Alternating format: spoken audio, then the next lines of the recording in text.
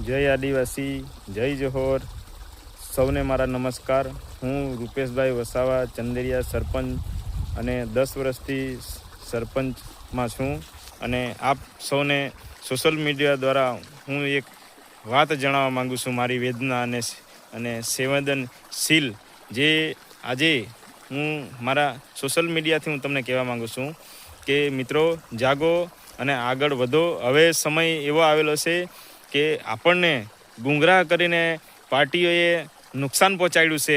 જે નુકસાન આપણે હવે આ લોકોને વોટ બેંકથી પૂરું કરી આપવાનું છે. કેમ કે આપણા જે સક્ષમ ઉમેદવાર કોઈ ના હોય તો આપણે કોને વોટ કરશું? એમ સક્ષમ ઉમેદવાર ના હોય તો વોટ કોને કરવાનો હોય? વોટ કરવાનો હોય નોટામાં. સક્ષમ ઉમેદવાર ના હોય એટલે નોટામાં મત નાખવાનું. તમારે બધાએ નોટામાં નાખો એટલે સરકાર એની લેશે કે ભાઈ આ કેમ નોટામાં આટલા મત પડ્યા. એનું કારણ છે કે આપણને ઉમેદવાર જ સક્ષમ ના હોય. ઉમેદવાર કોઈ બુટલેગર હોય, કોઈ દારૂ વેચતો હોય, પછી કોઈ સમાજને નુકસાન કરતો હોય, તો એને મત આપીને તમે શું કરવાના 5 વર્ષ સુધી? એમ કેમ મારે કેમ મત એટલે તમારો 5 વર્ષનો અધિકાર લઈ છે કોઈ બી ઉમેદવાર, કોઈ બી હું હોય કે ભાઈ કોઈ પણ હોય. પણ એના માટે તમારે એક જ છે કે નોટામાં મત નાખો. નોટામાં મત નાખશો તો તમે જંગ જીતશો. આવનારા સમયમાં તમને એ હશે કે જો આદિવાસી તો અહીંયા મૂળ નિવાસી છે અને આદિવાસી મત નાખે કે નહીં નાખે તો એ આદિવાસીને કોઈને ફરક ના પડે. એનું કારણ છે કે આ તો એક મોનોપોલિક છે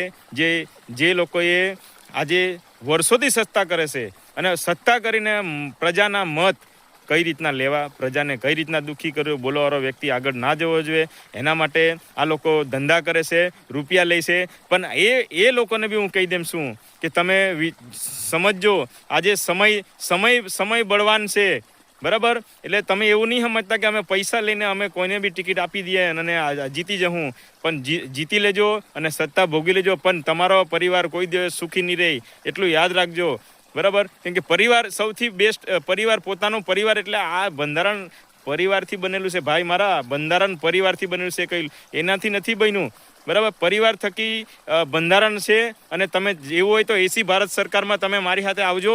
તમને હું બતાવીશ બધાને રાજકારણીઓને કે એસી ભારત સરકાર શું છે. પણ એક વાત બીજું તમને કેમ છું કે જે મારી સાથે સડેસર ના ઇન્સાફીથી અનિલ ભગતે જે કરી ને એની તમને એક વાત કરું છું કે એ અનિલ કારિયાને હું કેવું માંગુ છું કે તું તારા માણસોને જો મેન્ડેટ આપવાનો હતો, બરાબર, તો પછી અમને હું કામ લઈ ગયો? એમ કેમ કોંગ્રેસમાં? અમે તો અહીંયા જ હતા ને. મારે એમ કેવું છે, અરે અમે અહીંયા જ હતા. તું એમ કહી દેજે કે ભાઈ તને જિલ્લા પંચાયત ના મળે, અમે જૂના કાર્યકરને આપવાના છે, બરાબર? તું ગમે તે કર, તને જિલ્લા પંચાયત ના મળે તો તું શાંતિથી બેહી રહે.